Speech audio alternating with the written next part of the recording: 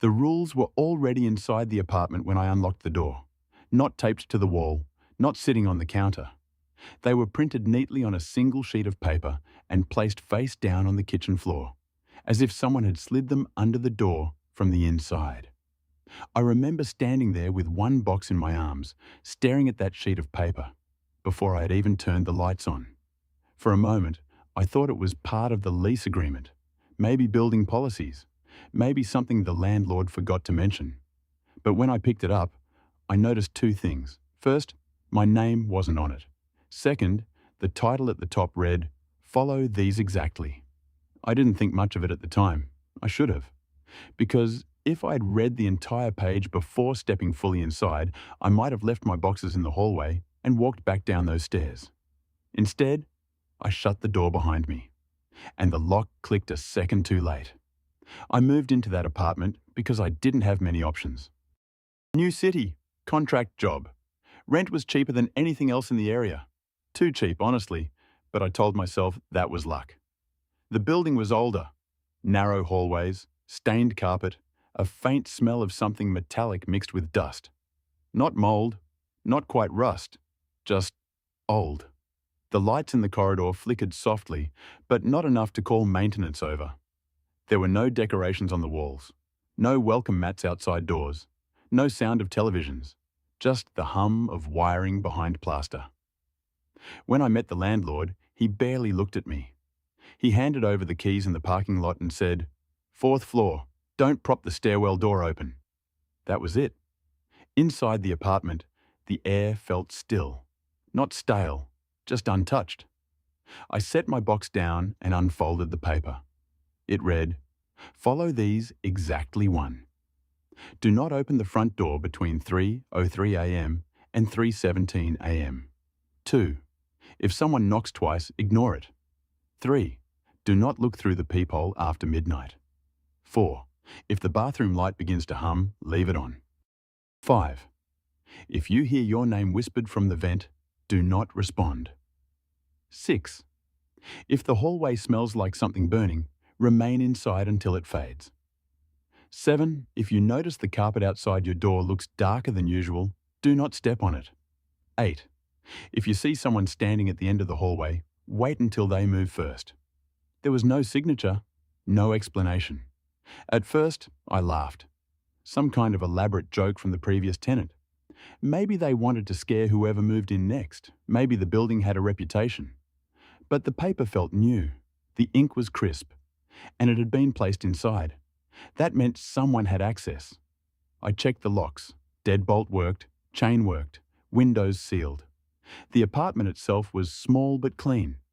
Kitchen to the left, narrow living room, one bedroom, one bathroom. The bathroom light flickered once when I flipped the switch, then steadied. I told myself the rules were nonsense. Still, I folded the paper and set it on the counter. I didn't throw it away. I'm not sure why. The first rule I broke wasn't intentional. It was the second one. 2 knocks. It happened on my second night. I was sitting on the floor, eating takeout, phone in my hand. The building had been silent all evening. Then, knock, knock. 2 slow taps on my door. Not aggressive, not loud, just deliberate. I froze, then glanced at the paper on the counter.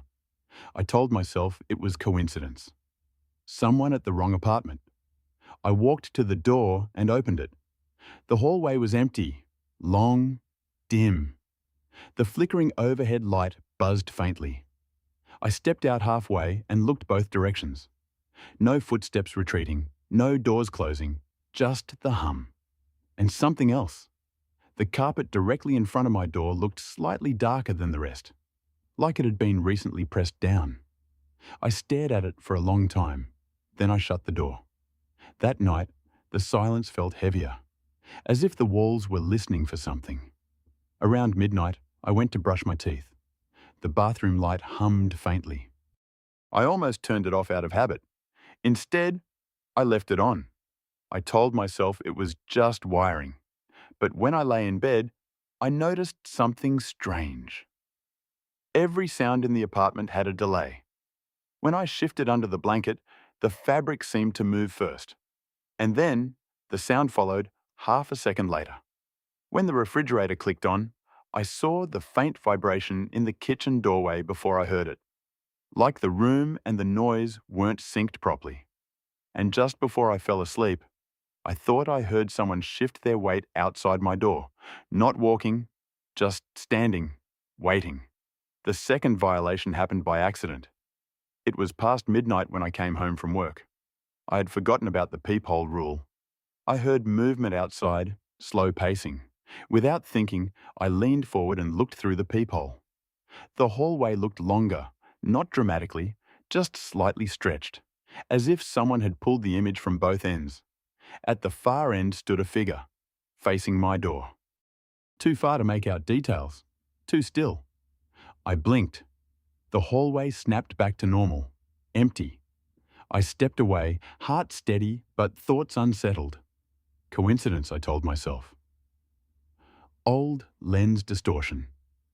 But later that night, at exactly 3:12 a.m., something tried the doorknob. Not a knock. A slow turn. The handle moved gently, testing. I stared at the clock. 3:12.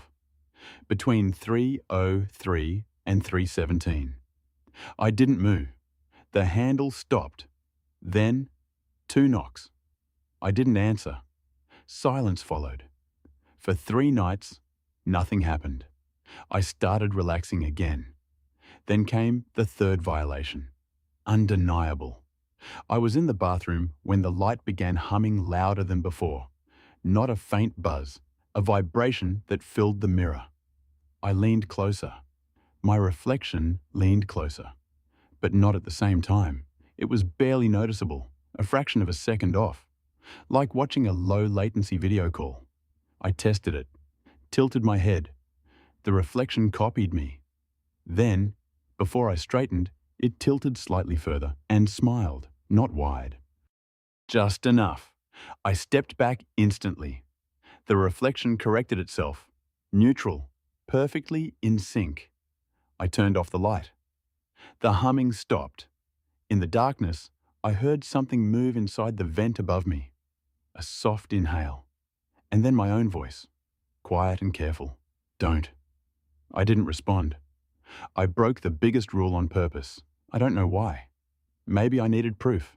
Maybe I was tired of feeling watched. At 3:05 a.m., I stood in front of my door. The hallway was silent beyond it. The clock ticked softly behind me. 3:07. I unlocked the deadbolt. 3:09. I opened the door. The hallway was longer, much longer. The overhead light stretched into the distance like a tunnel. The carpet outside my door was darker, wet-looking. At the far end stood someone, close enough now to see.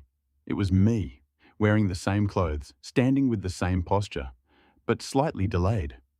When I shifted my weight, it shifted a second later. When I lifted my hand, it lifted its hand after I had lowered mine. Like it was learning. I stepped back. It stepped forward, but it didn't move its feet. The hallway compressed suddenly, snapping to normal length. The figure was gone. Except the apartment door behind me was closed. I was still standing in the hallway, which meant something was inside. I heard the bathroom light click on, heard it begin to hum, and from inside my apartment, through the vent, through the thin walls, through the narrow space between what was mine and what wasn't, my voice whispered, "Don't come in." The door slowly opened from the inside. I ran, not down the stairs, not to the elevator. I ran past my apartment, past the end of the hallway, and when I turned the corner, there was no stairwell, just another identical corridor, lights buzzing, carpet dark. A door at the end with my apartment number on it. I don't remember how I got out. I know I did, because I'm not there now. But when I came back the next day, during daylight, the building looked smaller. Normal. The landlord avoided eye contact again. Inside my apartment, everything was in place, except the paper was gone. No rules, no trace. I packed that same afternoon. As I carried the last box to my car, I noticed someone new walking up the stairs with a suitcase. Young, nervous, holding keys. I almost said something, almost warned them, but I didn't know what to say. And part of me wasn't sure if leaving meant it would stop. Last night, in my new place across town, I woke up at 3:11 a.m. 2 knocks, soft, measured. I didn't move. In the morning, there was a sheet of paper on my kitchen floor, face down. I haven't picked it up yet. If you had been there, would you have followed the rules? Or would you have needed to know what was behind them? Tell me which rule you think was the most dangerous. And if you enjoy slow-burn psychological horror, the kind that turns ordinary spaces into something quietly wrong, subscribe and turn on notifications for more late-night stories. Some places don't stay behind when you leave them. Sometimes they move with you.